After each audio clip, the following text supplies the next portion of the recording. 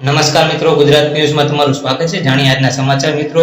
પૂર્વ આફ્રિકાના દેશમાં મોઝામ્બિક એક હૈયો હચમચાવી તેવી ઘટના સામે આવી છે। મિત્રો, અહીંના લોકો માથે યમરાજ રૂપી મહામારી તાંડવ કરી રહી હતી, કેમ કે અહીં ફેલાયેલા કોલેરાના કારણે લોકો ટપોટપ મરી રહ્યા હતા। જેથી પોતાનો જીવ બચાવવા માટે મોઝામ્બિક નામ પુલા પ્રાંતના લોકો લુંગા શહેરથી મોઝામ્બિકના મુખ્ય ટાપુ પર જવા માટે લોકો ગેરકાયદેસર રીતે ફિશિંગ બોટ પર નીકળી પડ્યા હતા। પરંતુ આ લોકો ત્યાં ખબર હતી કે કોલેરાથી જીવ બચાવવાના પ્રયાસમાં તેમને રસ્તામાં જ મોત મળી જશે।